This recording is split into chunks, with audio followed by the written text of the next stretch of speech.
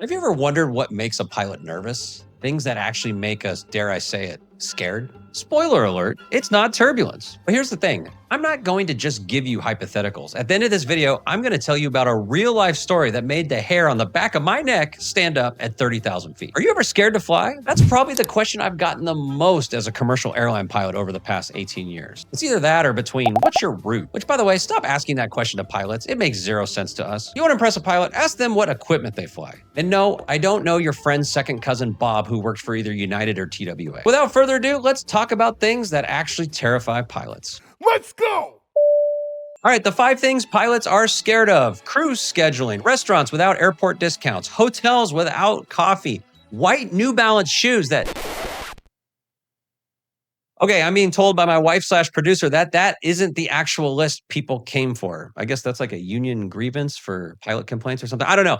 Coming in at number 1, Midair Collisions, 2 aircraft converging at a high speed with catastrophic potential. I gotta say, since the first day I started flying, midair collisions are one of the things that absolutely terrified me. And I'll say that in general aviation, the odds of a midair collision are way higher. Until this DC crash, I think it had been until the early 90s since there was a commercial aviation collision. Thankfully, all commercial airline jets have a thing called TCAS, Traffic Collision Avoidance System, and it's designed to protect us, but requires quick and decisive action. That being said, as an RJ pilot flying into regional airports, sometimes I would fly into Class G and Class E airports, which, believe it or not, don't even require a radio to fly in there. It's like, it's 2025. How do you not require a radio to go into this airspace? I get the idea back when it was like 1957, but come on, man. If you have an airplane, you should be able to have a radio, but that's just me. And not only do they not have radios, they don't have TCAS. There's nothing on the radar. So they're just out there flying, and it's on us to sit around and dodge them. I don't see a reason why you should be flying into any airspace around commercial jets unless you're Russell Cass from Independence Day. And I gotta say, even with towered airports, there was a time I was flying into Dayton, Ohio. We were coming into land. All of a sudden, ATC's like, hey, I got traffic off your right. I'm not talking to them. I don't know their altitude, but they're right by you. And we're all like, no shit. I remember we're just looking at each other going, yeah, is this it? Is this gonna be the end? Are we just gonna have an impact? Like, what else do you do besides look around for the traffic? Thankfully, we all made it, and I was able to stay at one of the nicest hotels I've ever been to, the Dayton Quality Inn, where the bed bugs bite just as hard as the regional airline scheduling. Number 2, bird strikes. This can cause catastrophic engine damage, especially on takeoff and landing. I gotta admit, I bet you all pilots secretly fantasize about losing both engines to bird strikes, mainly because they get a book deal and a movie and you get played by Tom Hanks. But all jokes aside, Soli did show that bird strikes can take out both engines at a very low altitude. Previous to that, it had basically been unheard of to lose both engines from birds. So now pilots kind of walk around over their shoulders going, if birds took out my engines right now, where would I put this? That being said, the risk of that is extremely rare. Most times, at worst case, it's going to take out a single engine. It may hit your windshield and crack it, but most of the time, it's not going to be a big enough deal to prevent you from getting on the ground safely. But let's not forget, pilots do prepare for this kind of stuff, and we are ready to take it on if it does happen. But still scary to think that some Canadian geese could take out both engines. Number 3, runway incursions. That's defined as an unauthorized aircraft, vehicle, or person on the runway. And let me tell you, near misses happen more often than you think. Just watch this video that happened earlier this year.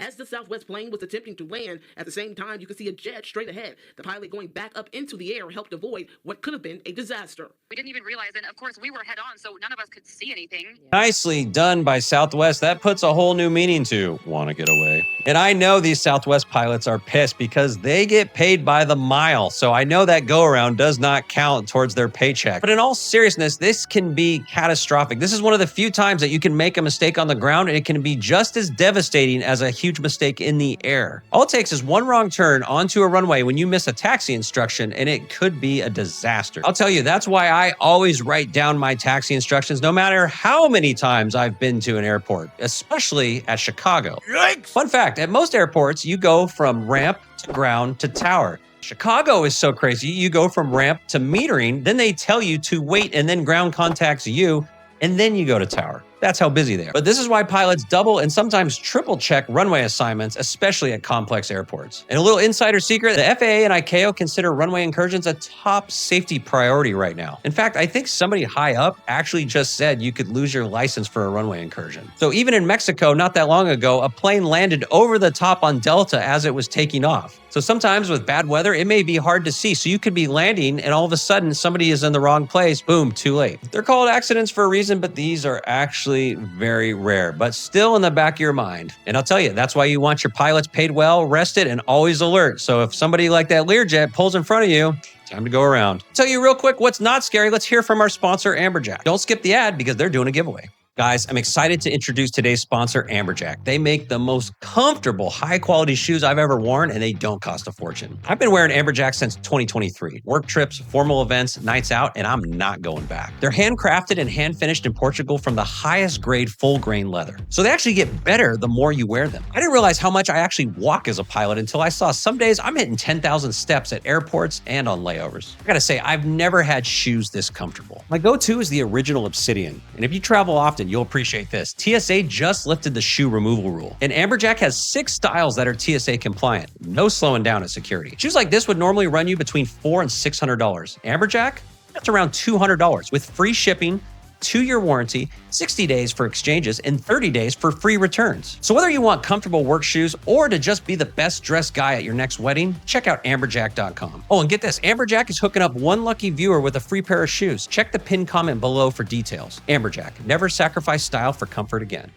Number 4, fire or smoke in the cockpit or cabin. This is one of the scariest things to me personally that I could ever imagine happening. You ever at an airport and they ask you any lithium batteries? There is a reason for that. Back in 2010, a UPS flight had lithium batteries caught on fire, filled the cockpit with smoke. Smoke was so thick in the cockpit, pilots tried to get their 747 back to Dubai, but unfortunately crashed short in the desert. So I will say that pilots are trained very specifically for this. Fun fact, pilots actually have different oxygen masks than the passengers so that we can see and breathe safely and try and still operate the plane. But here's the thing, if the smoke is so thick in the cockpit or the fire is right there in the cockpit, there's only so much you can do. So remember, one of the most common sources of this is lithium batteries. So I know you might think your vape is important, but listen, some rules seem stupid, but you do not want to bring down a plane because you decided to vape and bring on a lithium battery. Which, by the way, if you missed my other video, don't forget to check out the top 3 passenger meltdowns. So once again, this is a very rare thing, but if the smoke ever gets in the cockpit, it's a very scary thing. Crazy fact, at the regionals, I knew a captain very well. He was taken off, he hit 10,000 feet, he leveled off. He went to push the power up. At 10,000 feet, when he pushed the power up, he heard a loud bang. The entire cockpit filled with smoke. He said it was one of the scariest things he's ever encountered. Thankfully, this guy was an ace pilot. He knew exactly what to do. He turned the packs off quick, sucked the air out, and put that plane back on the ground in about 2 minutes. Those are the kind of captains you want flying your plane. Coming in at number 5, flight control failure. Now, here's the thing. Us pilots train for flight control failure all the time. Different problems, flapless landing. But in rare circumstances, there's catastrophic loss of the hydraulic or the rudders. This is extremely rare, but pilots do think about it. What comes to mind for me is United 232 in Sioux City in 1989. Basically, what happened is a fan blade broke off,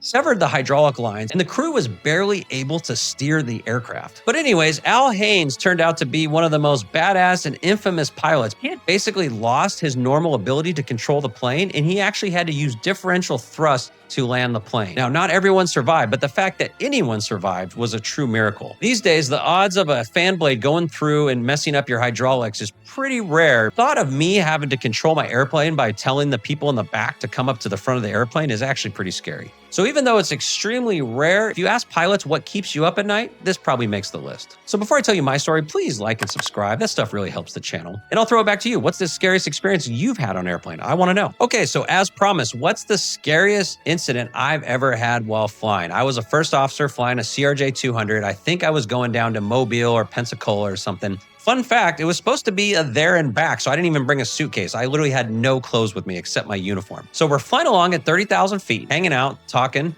and all of a sudden I noticed the plane start to dip up and down a little bit. Now here's the thing, that's a very normal thing. The planes at autopilot, especially a CRJ-200, fluctuate a little bit. You'll get hit wind patterns, you'll go up a little bit, down a little bit. It's very normal for that to happen. Now here's what was different. It started oscillating as it did it. I felt the plane go up, also kind of like a figure 8. And me and the captain looked at each other like, what is going on? And we noticed it was getting bigger and bigger. It was nose tilting up and down, but it wasn't just going, as I said, up and down was normal. This was going up and to the right and down, up and to the right. So I happened to just pull up the flight control page. And on the flight control page, you can see the setting of the flaps. The right one was going 0. 1, 2, 3, 4, 5, 0, 1, 2, 3, down 0. And it kept going bigger and bigger. Let's not to figure out how crazy this is. We're not only at cruise. These flaps should not be out at all. We're at altitude. And if the flaps do come down, they're supposed to come down together. This is just the right flap is uncommandedly deploying at 30,000 feet. So we freaked the F out. The CRJ has 4 messages: master warning, master caution, green status, white status. Now, the only thing we got was a white status message. A white status message is typically benign. So it said flaps degraded. So I go pull out the QRH. And remember, this QRH is supposed to have an answer for everything. And we look at it and it says return to the gate.